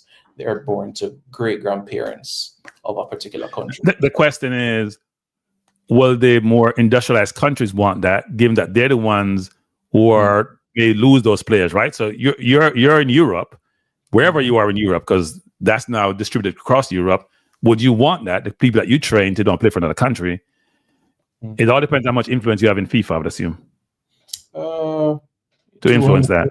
211 FIFA members, and it's basically who wins the vote. So yes and no, Simon, because look in this region. Concacaf is the perfect example. The Caribbean has most of the votes and don't have most of the influence, which I find really interesting and frustrating. Well, Jack Warner had the power for a number of decades. Yes, he did. But since Jack left, it's a different environment. Let me see if there's any other questions here. No, 2 official games does not mean that. Yeah, I mean, I saw the point from Chris Smith, but he has to understand that there's a level of professionalism that you have to show. So he can't have that sort of expectation, especially with the capacity that I'm in. So that is how I answer Chris Smith's question. Not the last thing, the last thing. Not the thing about Mothersill, but the one before that. Oh, he's saying that you don't. Yeah, but it's as you're trying to do something, you're trying to manage that conflict, right? It's very difficult. I can understand. And I think that's something that sometimes the fans and those in the chat sometimes have to understand, which is when your role change, what you did previously may also need to change. because they may conflict. So people may say, if you come and talk about certain things, they'll say you're having inside information, and is that even fair actually for you to have that information, given that you may have your own channel? So I understand where you're coming from, Chris, but it's difficult. Chris says, Simon, Suriname posted players they're recruiting. Why is this big secret when it comes to Jamaica? Interesting. Yep, different country, different culture of things, and Jamaica as a country, we're not a country that likes to count their chicks before they're hatched. So certainly we'd want to wait until somebody's naturalized before they're even in the squad or called up. So just because one country does something means that we have to do exactly what they are. There's more than one way to skin a cat. My understanding is that part of the concern about publicizing the information is twofold. One is the player and the agent may not want it. Two is that you're concerned about providing information to the country where the person, the citizens up and reside, and you don't want them to front run you to bring the player in. Go ahead, Simon. Yeah, and the opposition is also looking at us as well. So pay close attention. You have BVI, Guatemala, Panama, their press team is also watching content on YouTube and watching what we're saying as well. So yeah, everybody's keeping a keen, close eye and getting clues wherever they can in any aspect of things, not only on the field, but off it as well. And people got to remember, when Lee Carsley became the interim coach for England, he was capping everybody. He was just capping players. He capped Gomez. I didn't know Gomez was still playing football. He was in France. He capped everyone as much as he could. All the players that you were on the fringes, well, a lot of them, actually, not all of them, got capped as much as you can, especially in official games. So I think I can understand the level of secrecy, Chris, that one may have around this. As Simon says, you don't want to count your chicken before they hatch. And if you do, you may end up paying for it. And he's saying Canada and US don't hire recruit players. Yeah, I understand that. But they also bigger countries with more resources and have more leverage than we do. Well, Balogun wasn't announced to the US until he got his US passport, and Alphonso Davies wasn't introduced until he got his Canadian citizenship. And that is evident on their YouTube channel as well. So that's why it's important to have the facts before you give an opinion. Yeah, but Chris and Joseph Brown, let me just say this. As Simon's alluding to, everybody have the methodology they employ in their recruiting. Some countries are much more secretive. Some countries try to put pressure on a player publicly to make it go out there so they can push the player. There's different rationale as to why someone utilize their method to do it. If Jamaica decide they want to do it undercover and hopefully it materialize, then that's the Jamaica's decision, right? We may not like it. We want to know, but that's their decision. RNHOR. While Alphonso Davies was raised in Canada, he was not a Canadian citizen until 2017 for the Concacaf Gold Cup in 2017. Again, it's very important for you to get the facts before you speak and give your opinion. And in relation to what Chris Smith was saying, the only way you'd need an international clearance is if somebody had represented England at youth level prior. So like Isaac Hayden played for England at youth level. So then you would need an international transfer clearance, and then you could play for Jamaica. But somebody, for an example, you mentioned the Campbell at Charlton. He's never played for England at any level. So there wouldn't be any transfer. Okay. J. Russ is saying, do you know about Mothersill, and is anyone pursuing him? If not, why not? I think persons really took out of context what Coach McClaren said at the last press conference about give the names to Simon. The point he's trying to make is that the entire technical staff is fully aware about that. And I've made it very abundantly clear on my platform that from the Premier League down to League 2, you have 282 players of Jamaican heritage, not only in the first team, but also in the academies as well. So, of course, I'm aware. And of course, the technical staff would be aware. Is there any so since you touch on that subject, man, is there any truth that we're not no, let me rephrase this. Question for you. Why aren't we bringing in some younger players, like we bring in Dixon, we bring in Whisper before, with a number of players who are in the major academy in the UK? Have we tried to pursue any of those players to bring them in to get them acclimated? I haven't seen any that are diaspora players. I think you can save that for the next press conference with McClaren, so you can write it down. I'm not coming back to the next guy. I'm not coming to McClaren first. Come on, Simon. I said that because I get frustrated. If I ask the coach a question and he doesn't answer me, and I thought he was dismissive, I'm gonna be honest. I don't digest those things, but I'm gonna be honest. Because then I'm gonna follow up with a harder question, to be honest, to say, you know what, I asked you a question, you dismiss me, I'm gonna come harder. Or maybe in the opening remarks he answers one of your questions, like has happened sometimes, so you never know. So that's true, but the last question I asked him, he was dismissive. Would you agree with that? No comment. I'm put you on the spot. All right. So we won't focus on that, right? It's not about Cranky. It's not about the coach. It's about us feeling good about the players we can bring to the team. And I'm telling you, Simon, as you have done, Simon, because you know much about this as like anybody else. A lot of people are in the chat today that are part of this asking the question, like Jay Russ and Chris Smith.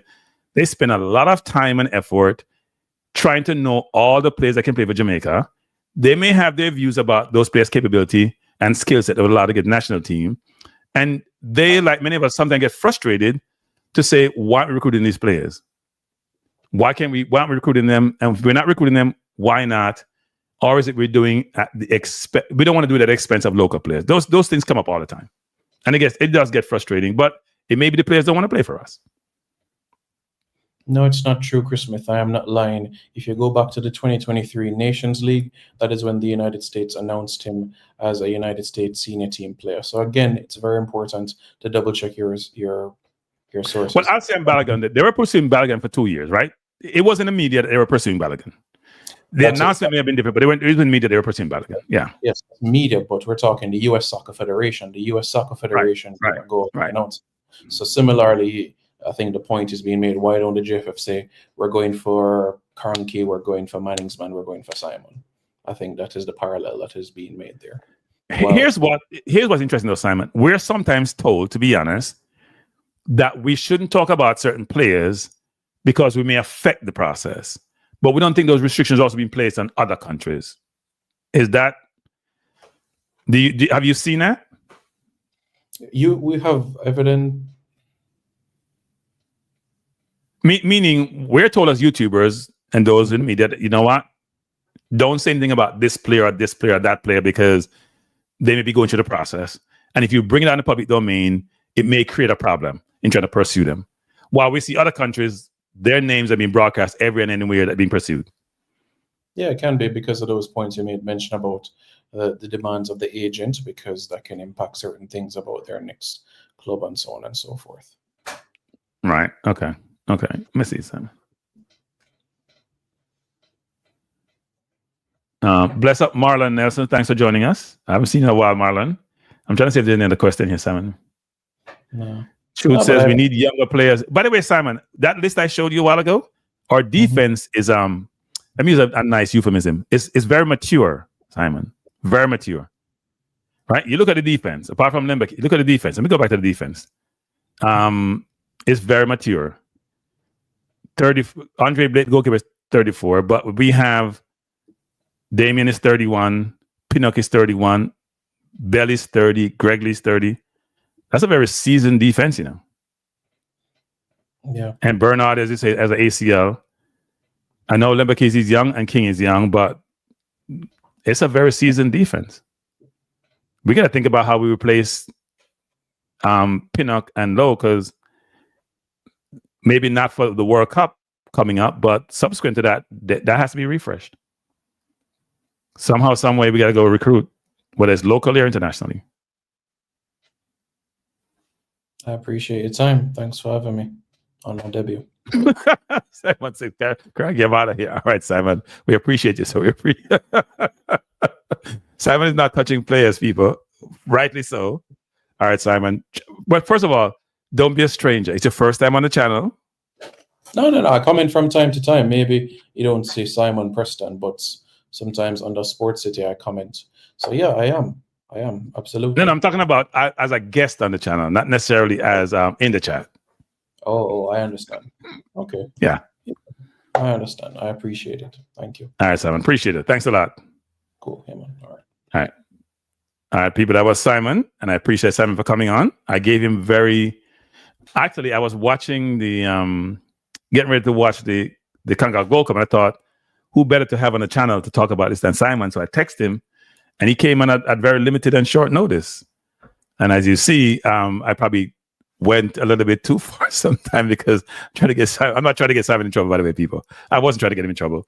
But I do think it's important to ask some of these questions like Chris and James and others are asking, because we want clarity about why some things operate the way they do, right? We want that clarity. And Simon did a really good job of providing some of that perspective. No. He was here for a while. You know what? Let me say something, Tycoon. Simon told me he can only come on for 15, 20 minutes, right? When I first texted him. He was here for over an hour. Right? He was here for over an hour. And people are asking about Mothersill. And people are asking about who else they're asking about? I forgot the other player. The players I've been talking about, everybody talking about them. Everybody talking about them in different forums. People like Chris Smith know almost every single player. They ain't no player that's strange, right? Every single player, people have been talking about them. Whether it's Greenwood, whether it's Rowe, they've been talked about in all the circles that I've been in. And a number of the channels I'm watching. So a lot of these are we don't know the status of those players. Let me just say this. We can mention players all we want. As you hear, I was trying to find out from Simon. We're trying to find out the status of those players. People are asking me about Hutchinson. I don't know. Right? People are asking about Hutchinson. Hutchinson came, he left. I don't know what the status is. Raymond said, Cranky, what's next for the Reggae Boyz? Hey, Raymond, that's $1 million question. Look, I would assume that we're going to the Unity Cup. And the Unity Cup, I don't know who's going to play in that game, people. I find that really strange, the way that's set up, because as Simon alluded to, even though the championship is finished much earlier than the Premier League, people still need to go on vacation. People in the UK, vacation is like life. I don't think people realize how precious vacation is to people in the UK. Just that's about football, just people in general. They call it holidays. Holidays is like life. You go away to Bali, or you go to Morocco, or you go to Spain, or you go to all these different countries with your family and your friends to hang out. And when you're playing football from preseason in July, and if you were a part of the Reggae Boyz, you're playing Copa in June. So think about June, July, all the way through May. You want to take a month off and just chill. We're going to play Unity Cup. Then we're going to go straight into World Cup qualifiers, go straight into Copa. But then you realize it's back again July for preseason. They're human beings. So I'm not sure the Unity Cup was the best decision to make, given how long the season is.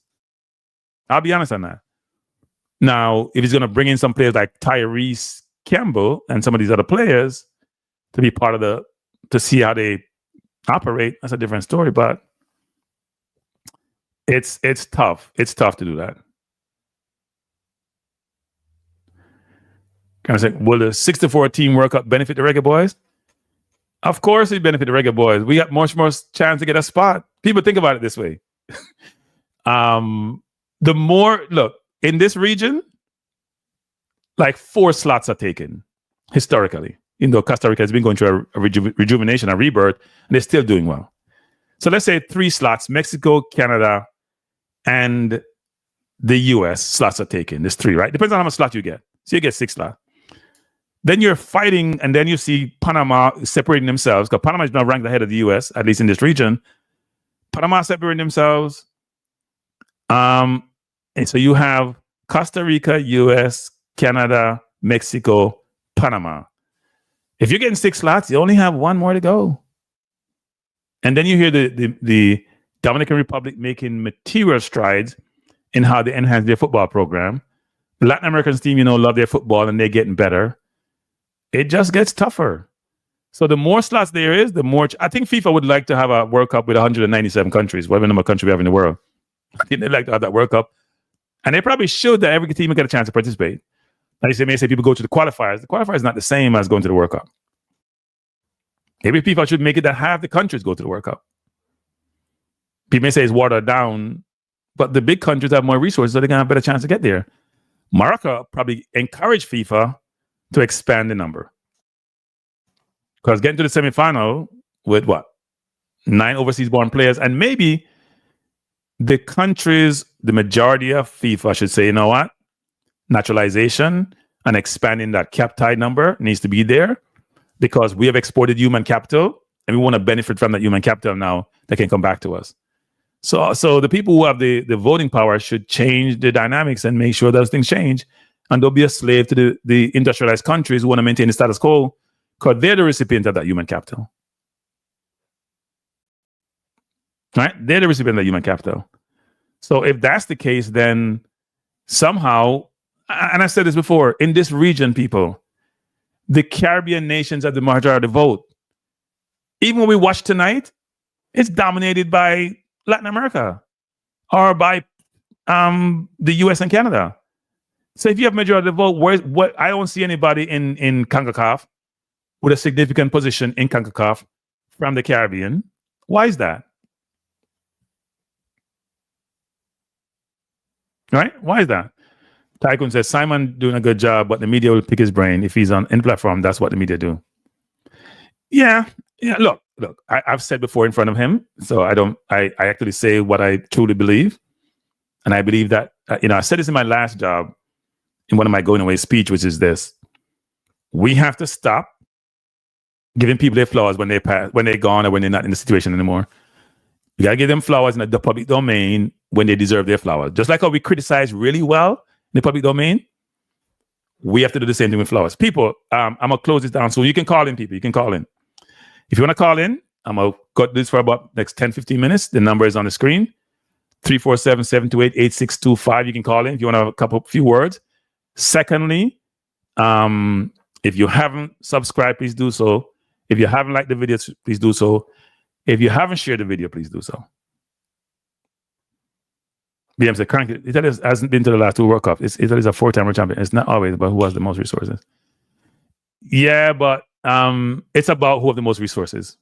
BM. So BM, to counter your point, don't use aberrations as the norm to substantiate your argument.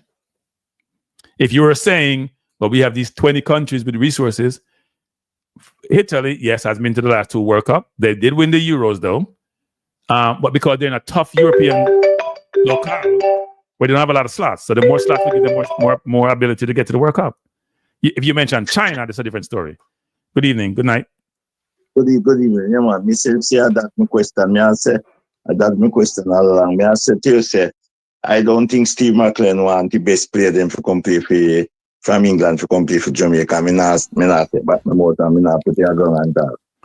Well, Soji, I would say this about Steve McClaren. I think when he first came, that was his position. But I think he's realizing the team is not at the level where he can be partial about who his source is for his team. I think he's realizing that this is his legacy. There's one chance for him to get to a World Cup and coach a team, because he failed with England miserably when he was England's coach. And I think he realizes that he has to find a way to source the best players, regardless of where those players may be perceived by the English media and the English FA in terms of their ability to transition to the English national team. I do believe there's a change there. I sense the change after we got crushed by the US, that he realized he has to get the best players. So you may still be right, but I think he has changed somewhat. Well, I definitely, my belief, just as you said, I respect your opinion, and I still say, if we reach World Cup, me not give enough flowers. If we not reach, me not give enough flowers. Because not surprise me if we not reach World Cup. I tell you the God truth. Because a coach me not rate. I do not rate him. So is it the coach or is it the players? The coach. Me not rate him as a coach. Okay. But look, that's a fair comment. If you look at Steve's history and his resume, you could take either side, right? You could say, well, look, he won the Dutch Eredivisie, he coached England, he's been at Man U, he's been at all these big clubs. But you can also say, what's his winning percentage, and what has he won, given his history? So you could take either side.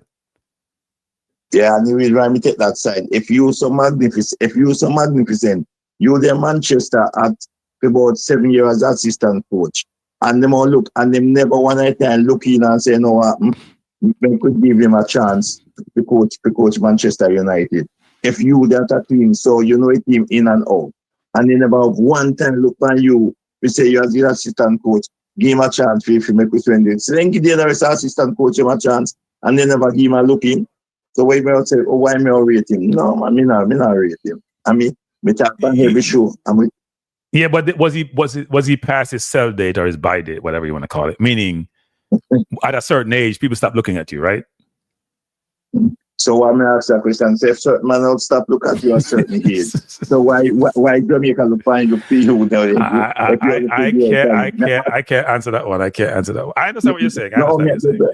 Yeah. So that's the question. If you pass it bypass somebody will say you say. And then so why me look at you if you can work miracle for Jamaica then? Yeah. Look, that's a great question.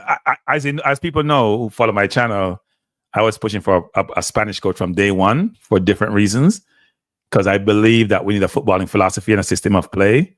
And I believe if you mold players in a certain way and you have certain strategic and deductive reasoning and thinking, and you understand how to mold individuals, then someone with certain pedigree who have been trained in a certain area and can impart that knowledge can help you to achieve your objective.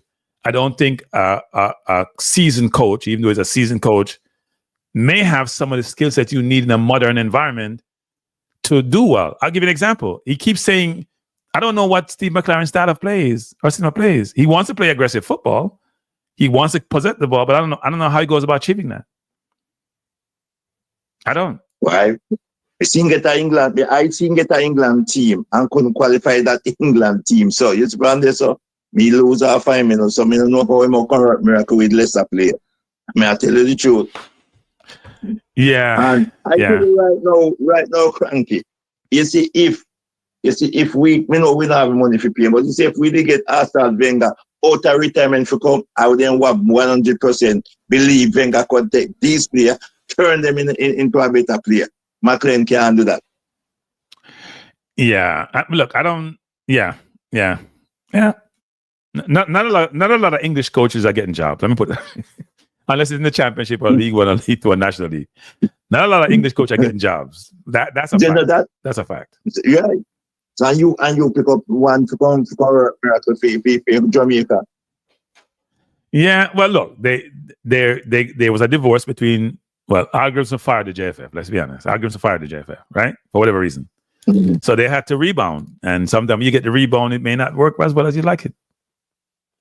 Right? Sometimes you get, you get dumped and you put a rebound and you know how it works. You someone and you say, "Well, this is wonderful," because that's if you imagine, you remember the process going on. The JFF was enthusiastic about the ability to source a good coach because they said there were so many people applying for the job. The question is, were the candidates who everyone would get excited about? I know Steve Bruce was probably one of their. That's another English coach. Steve Bruce and McClaren were the most prominent names. But I heard about Dwight York. There's a number of other coaches you hear about. Yeah, well, I'm telling you the truth. Because what I'm saying, when we look at it and say, you have a coach, so and then the coach can't live in the country, he must stay abroad and look. And meanwhile, you live at England, and you yourself not go and travel go look for Jamaican player. Then it seems that you are a good player. If Steve McClaren did want get young good player from England to come play for Jamaica. Steve McClaren is an Englishman. He know the player that he could go and get them. So nobody not tell me nothing. I'm here me say me attack my show and we tell management, we tell everybody show. And me tell Simon that from when Steve McClaren get a job, me say me not rate him as Steve McClaren is not a good coach. Well, I don't know if he's a good coach or not, because I would assume he has some ability if Ten Hag had him at Man U and he was the one working the players. Because a lot of time people, the head coaches or managers don't do the coaching. The staff does the coaching. Alex Ferguson didn't coach anybody. Frankie, yeah. he was with Alex Ferguson for how much years? Remember that, right? But they do but Alex Ferguson didn't do any coaching. That was done by his assistants, right? I know, but he was with them. And what I'm saying to you, I cannot believe if me they at somewhere as assistant for so much year, know a backroom staff, I know everything about the club, and you looking for a manager, you never one time look at Cranky and say, Cranky, I want you to come take over the team, because it don't make sense to go abroad but take a man to come because it's in and out. Right. So somebody's asking that question, Soji. Answer this question. They say, Cranky, do you think FIFA should allow players to do a one-time switch of allegiance if they're capped and the players want to switch? Well, that's a tough question. That's the rule. That's a tough No, it question. was your opinion. Do you think the players should be, if they're capped, should they allowed to just, you know what? I'm not getting in the game for this country anymore. Like a Maitland Niles, a good example. I think there should be a timeline when that happens. Yeah, Maybe it's a 5-year time. Maybe it's a 5-year timeline. You know, 5 years between your last game, then you can afford to switch, something like that. I think you cause a lot of confusion if I don't get a game in the team and I just go switch to another country. That doesn't seem right to me. No, that doesn't seem right. I'll say that right. If you don't get a game over 3 years, then you do that. 5 years too long. You're probably right about that. Hey, football in life is it's less than 10 years. Yeah. So maybe a 3-year period. 5 years too long. 3-year period, and you said, listen, they don't because I don't see the reason why this man cannot switch a region. Just like do something like the athletics, like what the athletics. The athletics is much freer, right? The track and field is much freer. It's much easier to switch. Yeah, I know. So, wait. So are you in England? Because it's late, you know? Yeah, man. We just get back from Jamaica yesterday. Okay. So somebody's asking a question. They say you promised to get Reece Nelson. What happened? You see, I said then Reece Nelson come down now. You know, see, this is some of them ball and now can't tell you the truth. Some of them youth here right now where I get called for Jamaica. Jamaica feel out leave them alone, you know. Because why I'm saying to leave them alone. If them come and supposed to come to Jamaica and them order them at this anytime when Gary Southgate come up and say, you want me have you in line, they're nobody interested to come play for Jamaica again, you know. Until then turn them back on them, you know. Yeah, but here's a question for you, because I think we sometimes take these things personal as Jamaicans and we shouldn't. If a person of Asian descent was born in Jamaica, right, can play for Jamaica, say run track and field, for example. Let's use track and field because we're good at it. They are close to being able to run, and what China say, come and run for us. But they could probably make the Jamaica team or close to make the Jamaica team. Would we feel good about that? Or would we be upset that, you know what, this person's a fraud, they weren't a real true Jamaican, especially if they have a different disposition or persuasion? We would not be happy about that, would we? No, but exactly. Cranky, what I'm saying to you, Cranky, no, you see, I don't say nothing wrong now because I say every English youth that born in England, dream is to play for England, you know. No, but they should, because that's where they were born. They should, that's where they're born. So yes. Nothing wrong with that. But nothing wrong with that. Yeah, but what I'm saying, I don't think if Jamaica qualify for World Cup and then qualify and then that time now the players them going to come down and swarm down and come forward. And all of a sudden everybody get them passport and one cup. I mean, I agree with if you pick them and then me prepare to go with them and then we qualify with them. So that's the $1 million question. No, so Soldier, here's what you're asking. People, it's an interesting point. What he's saying is this, because we had it in the last World Cup, right? With people like Robbie Earl. Yeah. The question is back to this. If all these other players who are now trying to qualify for the World Cup put in their blood, sweat, and tears, get qualified, but we're saying when we get to the World Cup, we want to be even better, and there are players who are pursuing who didn't want to come until we get there, should those players be allowed to be part of the team? For me, no. No, for me, no.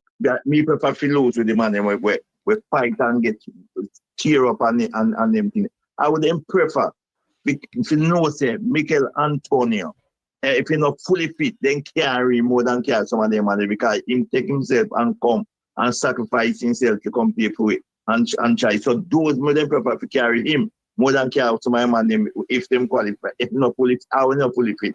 But then prefer carry more than the man them who did the one side and one come. That's my belief. Yeah, look, there are some players, frankly, who have been pursued for years and are still pontificating about whether they want to come. So someone is saying Robbie Earl plays as substitute qualifiers. My understanding, we were pursuing Robbie Earl for a long time till he finally made a decision conveniently and came over. And if you hear some people of the Jamaica team, English way talk about Robbie Earl, is not a favorable discussion. But we won't get into that, actually. Anything else on your end, Soji, you want to talk about? Not there. Well, before you go, somebody's asking this question. They're saying, will the English Jamaicans or the Jamaican, no, let me rephrase that. The Jamaicans in England and people of interest in Jamaica, will they go watch the Unity Cup where it's supposedly the B team going to be playing, not the A team? Well, you see, I'm depends on where in England they might play, but I will try drive, go down, go watch it. But But I'm saying A team or B team, I think Jamaica, for me, I think Jamaica should, and no man not tell me nothing, I think Jamaica should. It's like how the man that they have abroad have a team, have some local player down at Jamaica together, come when they have no game down there, have them training together, them best player them have down there. If some of these players injure, when they fatigue, they know the system, because they should have the coach down there. This other assistant coach should have the blueprint where McClaren use, or when him have that to use. So if anything at all, him can down with the same blueprint. So when them come in, the player then do not last. Suppose you know, no print blue, white, or green. Well, if you have none of that, well, I'm sorry for the team then. So when you understand what I'm trying to say? Yeah. And that's what should happen. I know, because it don't make sense. You pick why you think Jamaica? Mr. Can't go watch Jamaica play against St. Vincent the other day. I'm never impressed. My friends don't go watch the game at Jamaica. I'm never impressed. That's the truth. Yeah, I think St. Vincent was better than we thought they would be. That's the first thing, right? Yeah. They were better than people thought they would be in terms of how resilient they were, how hard they played, how physical they were. And couple of their players were technical too. I wouldn't say a lot of them. So I can understand the frustration on the fans' part about playing a team which is ranked 100 levels below you, and you're struggling to beat them. Are you struggling to beat them? So what about when we buck up a team them we're in a higher ranking and better than them team? Well, we compete against most of the team in the region apart from the US and to a lesser extent Mexico, don't we? We compete again. We beat Honduras on a regular basis. Go ahead. This is the easiest chance for Jamaica should make it to World Cup, because three teams already qualified, and we have three other space. If we can qualify for this World Cup, make sense, What do you mean in the mix? You mean in terms of trying to qualify for World Cups going forward? No. What I'm saying, if we can qualify, because you what I think happened with Jamaican football right now. I don't know if Jamaica should have an under 23 program, because I don't see they should have an under 23 program where like it's a feeder for the national team. Right now, when they come in and chop in and change and pick some players, and no, we can't do that if we want to go somewhere cranky. Yeah, no, I think what we haven't done well. We need to improve from a grassroots level of cranky. Well, I think what we should be doing actually is maybe going forward is having someone from the JFF, maybe the technical department, come on to talk periodically about the progress of the football on the island. Not just the football in general, holistically, but its administration, coaching, the technical aspect of it. That probably should be discussed. So when I have discussion nowadays, mainly with Dennis Chung, talk about finances and what's happening economically, but I think there needs to be a much more broader, wide-scale discussion to talk about the progress of the football and the strategy that they're employing or deploying to enhance the football. That conversation needs to be had, to me, on a more frequent basis to update the fans and provide the fans information about how we're doing. Because as you're saying that we're not. Look, Rome wasn't built in a day. But as you're saying, we want to know what the progress is going. So will we be having the same discussion 5 years from now, 3 years from now, 2 years from now? Or will we be like the Mexican women's team who seem to have materially improved, as Simon gave you the insight as to why they improved so quickly since the last World Cup? Okay, but since the last World Cup, Jamaica went to 98. Every year them improving. And instead of we improving, we'll go back way. But a pure back way, we'll go from 98, Yeah, we haven't. Our campaigns haven't been the best. Our campaigns haven't been the best. We don't even reach where we say, boy, we have a match where, like, you remember the year when Trinidad only need a job to go to the World Cup. We don't even reach a situation like that. That's to say we are improved. We're getting close. Yeah. No, I hear you, Soldier. We have to call a speed. Soldier, still answer the Nelson question. You talk to him, people, Me not tell them, and them down at the JFF say, you want me now go down at Arsenal ground, go stand up out and do like something they say to the man. Because me, then why me out drive, go down, go stand up down on M6 out You can't walk no, Soji, back on Soji. This is Soji. We're not recruit soldiers now. We are they recruiting. I thought you had a contact with the agent or the family. No. The family, my family have a contact with him. So me go through him. So me if go down there, I'm say to the man, say, if you don't want me go down there, give me a pass as me can go down there and go over the ground and talk to them. So if you can't do that, I'll go there, go stand up and wait, man, I come out, me and stand up and wait till man I drive out. No, you know. So that's all you go. And if me was a person who was Arsenal fan, when in the Arsenal, go down on the ground. But my cousin is an Arsenal fan, season ticket to the record every day, every match. So you understand what I'm saying? Yeah, but you need more inside information and contacts to have a good substantive discussion with him and his agent. So yeah. And in fact, most times it's the agent people talk to, not necessarily the player. The agent will convince the player if they want to convince them. Because they somehow convince them sometimes not to pursue certain countries or sub-naturalization. So you got to influence the agents first, who will then tell the players their best interest to do this. Because sometimes the players don't really are agnostic about whether they should go to a country or not. Look at Hudson-Odoi, for example. Where is he supposed to go to? Is it Ghana, one of those countries, and they've been pursuing him forever? And he's been putting them off. Now he's in England consideration because he wants to play for England. So when Jamaica complain about certain players, the same thing the African countries are experiencing. Yeah. I can't maybe not complain. I can understand that. I can understand all those things, you know. Yeah, man, and this up yourself. I can understand a lot of them things there, but what I'm saying, I really would love Jamaica to qualify, and definitely, but you see, me still feel that about the coaching. And I mean, I go stop saying Steve McClaren, you know. I think, Soldier, I think you need to get off of that train. The coach is here until the World Cup. We got to support him. Now we can ask him the tough questions. We can challenge him, but we got to support. We just got to support him. Yeah, I'm supporting him, but what I'm saying, I'm not going to be able so if we qualify him, we can hold up me and said yes. I'm the one did have doubt in you and whatsoever. Me not go wait until you come and say, boy, me know you know do it now. Me no stay so. Me I tell you how me feel about you from now. That means if something happen, me not jump on your bandwagon and say, yeah, me I want that first man, me not support you. So then suppose he does well. What are you gonna say if he does well? If he does well, me say, well, you surprise me.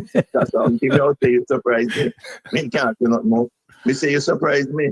That's the only thing I'll say, team say you surprise me.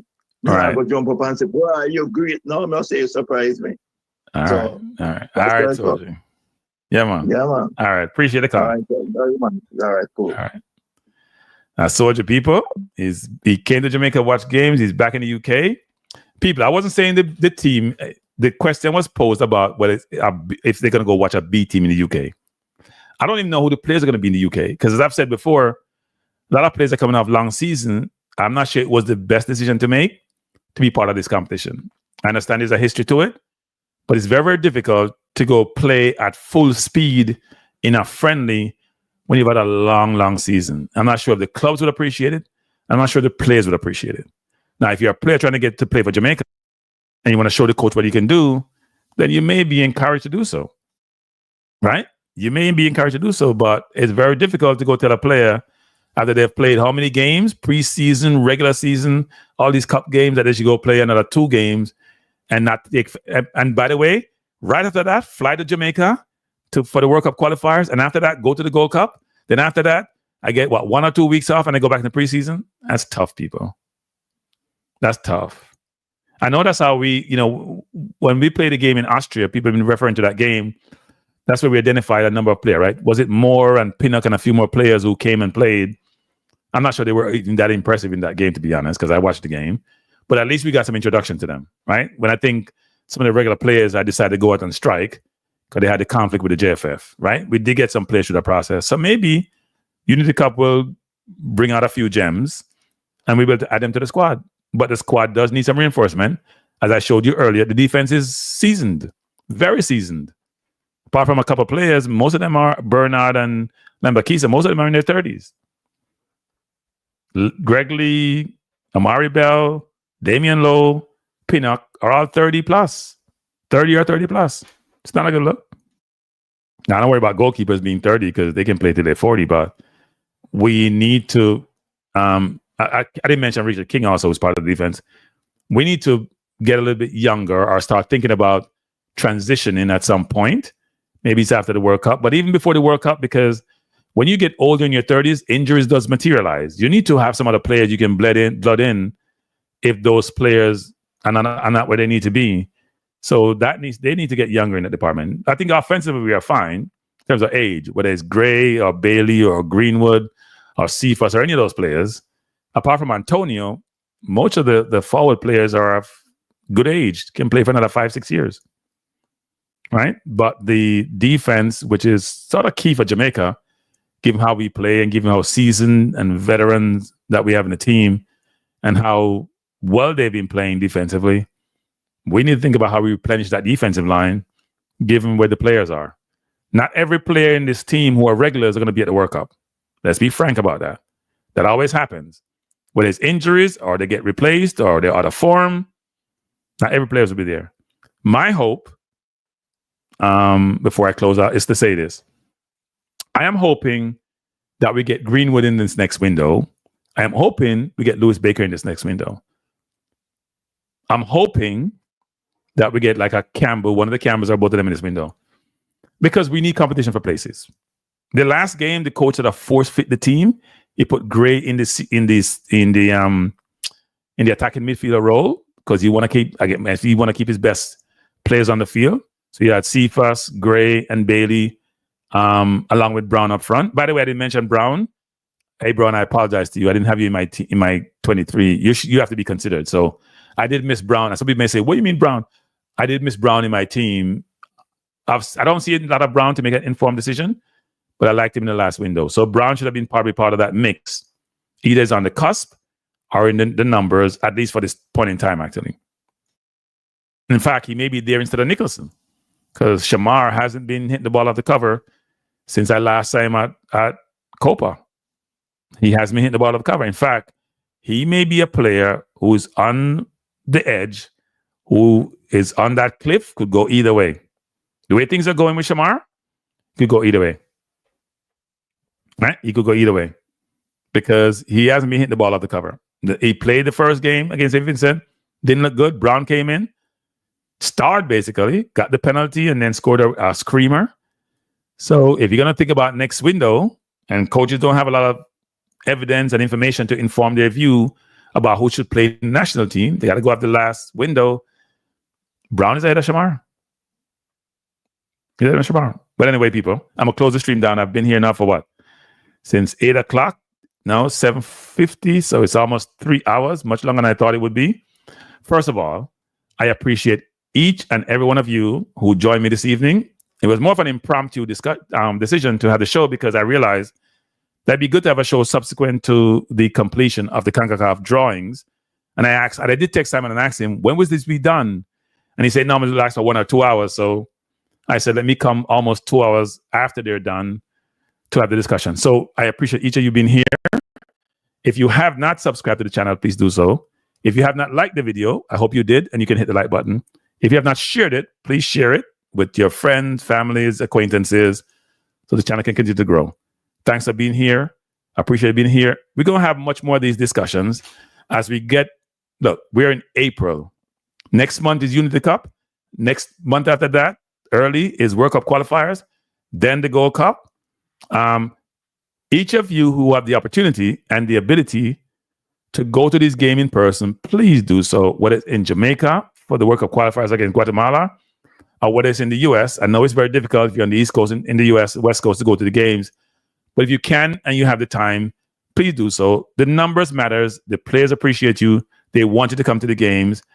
When I went out to, I think it was Houston I went to, Dallas actually, when they played last year, players were very accommodating in terms of engaging us. I know there's one player who talked about protection, but players were very accommodating. They want to take pictures. They want to engage. They want to talk.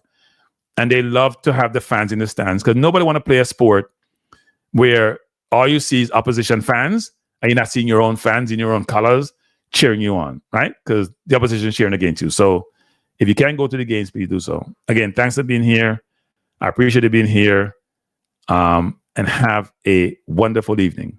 Peace out.